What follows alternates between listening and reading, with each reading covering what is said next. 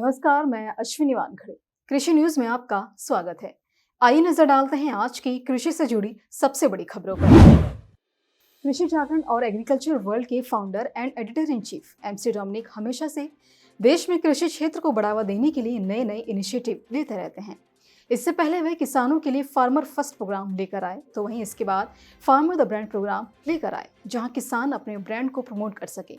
इसके साथ ही MC Dominic अब फार्मर द जर्नलिस्ट और रूरल इंडिया जर्नलिस्ट प्रोग्राम लेकर आए हैं, जिसे आज लॉन्च किया गया, जिसके तहत अगर किसान खेती की जानकारी रखते हैं और कृषि क्षेत्र में कुछ कर दिखाने का जज्बा रखते हैं, तो कृषि जागरण के फार्मर द जर्नलिस्ट और रूरल इंडिया जर्नलिस्ट प्रोग्राम से जुड़कर वे अपनी भाषा में कृषि से संबंधित खबरें और वीडियो भेजकर आकर्षक पुरस्कार साथ ही प्रमाण पत्र जीत सकते हैं। आपको बता दें कि इस कार्यक्रम में मध्य प्रदेश के किसान कल्याण तथा कृषि विकास मंत्री कमल पटेल मुख्य अतिथि के तौर पर मौजूद रहे और इस नए इनिशिएटिव का उद्घाटन भी किया। किसानों की आवाज पूरे देश में प्रदेश सरकार और केंद्र सरकार तक पहुंचाने के लिए, आम जनता तक पहुंचाने के लिए जो आपने मुहिम शुरू की है, उसका मैं स्वागत करता हूं, अभिनंदन करता हूं। आदरणीय डोमिनिक जी, श्रुति बहन सहित पूरी आपकी टीम का मैं हृदय से मध्य प्रदेश के किसानों की ओर से, सरकार की ओर से भी आपका अभिनंदन करता हूं और बहुत शुभकामनाएं, बधाई देता हूं। जो विचारधारा आपकी है कि कैसे किसान जर्नलिस्ट हो जाए, और एक हमने हाल में रिसर्च भी ये करवाई थी कि बहुत सारा एनएसएसओ का डेटा भी आता है, और एक वो एनएसएसओ का डेटा भी बताता है कि फार्मर टू फार्मर एक्सटेंशन का एक मेजर, आप कह सकते हैं कि वो भी एक बड़ा परसेंटेज है जो एक्सटेंशन होती है देश में, या टेक्नोलॉजी एक से दूसरी जगह जाती है, वो फार्मर टू फार्मर एक्सचेंज से भी जाती है। सबके पास गवर्नमेंट का सेटअप या प्राइवेट सर्विसेज का एक्सटेंशन पहुंच नहीं पाता। एक किसान को हम बताते हैं, उससे दूसरे किसान को जाता है, दूसरे से तीसरे को जाता है। और एक जो संस्था है international food policy research institute, उनसे हमने रिक्वेस्ट किया था कि एक स्टडी आप करिए कि जो हमारे कृषि विज्ञान केंद्रों से ट्रेंड किसान है वो कितना प्रभावित होते हैं एक नेटवर्क बनाने में। और जो उनकी फाइंडिंग थी वो ये आई कि यदि एक किसान ट्रेंड है केवीके के द्वारा, तो कम से कम 30 किसानों का एक नेटवर्क बनाता है, और वो नेटवर्क 30 फार्मर्स उससे बराबर नॉलेज प्राप्त करते हैं, टेक्नोलॉजी प्राप्त करते हैं और टेक्नोलॉजी को स्वीकार करते हैं।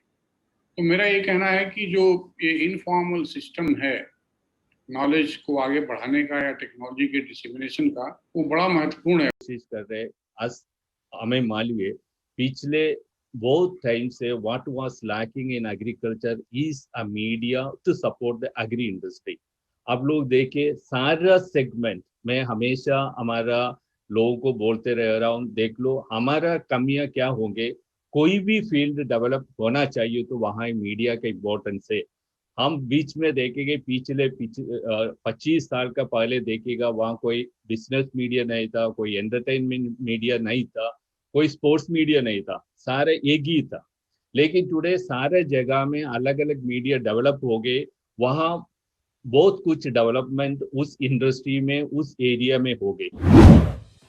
इफ्को किसान संचार लिमिटेड ने अपने और कृषि जागरण हिंदी फेसबुक पेज पर ई कृषि सम्मेलन 2021 का विशेषज्ञ द्वारा सहकारिता की सबसे बड़ी ऑनलाइन गोष्ठी का आयोजन किया। दरअसल मूल्यवर्धित सेवाओं के साथ ग्रामीण संचार को बढ़ावा देने के लिए भारतीय किसान उर्वरक सहकारी लिमिटेड इफ्को नए नए इनिशिएटिव लेता रहता है। आपको बता दें कि इस ई कृषि सम्मेलन में केंद्रीय गृह मंत्री अमित शाह चीफ गेस्ट के तौर पर मौजूद रहे, और उन्होंने क्या कुछ कहा, आइए जानते हैं। प्रधानमंत्री किसान सम्मान योजना देश के 11 करोड़ किसानों को लगभग 1,58,000 करोड़ रुपया, 1,58,000 करोड़ रुपया डायरेक्ट डीबीटी से पहुंचाया गया है। मित्रों, स्टार्टअप शुरू करने का एक नया अभियान चला है। 10,000 नए एफपीओ बनाए गए हैं। लगभग 6865 करोड़ रुपया वित्त पोषण के लिए अलग से खर्च किया जाना है। ई नाम मंडी की योजना लाए हैं, सॉइल हेल्थ कार्ड दिया है, और ये सारी चीजों के अंदर सहकारिता क्षेत्र का और पैक्स का एक रोल है।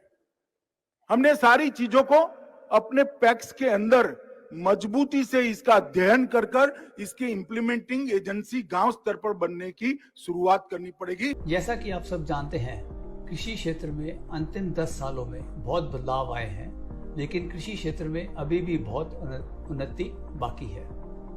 अब समय आ गया है जो देश में सभी क्षेत्रों की प्रगति हुई है, वह कृषि क्षेत्र में भी प्रगति हो।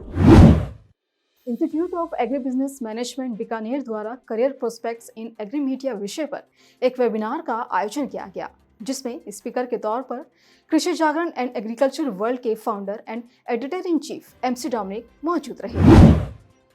असंगठित क्षेत्र के श्रमिकों के लिए केंद्र सरकार ने ई श्रमिक कार्ड बनाने की प्रक्रिया शुरू कर दी है।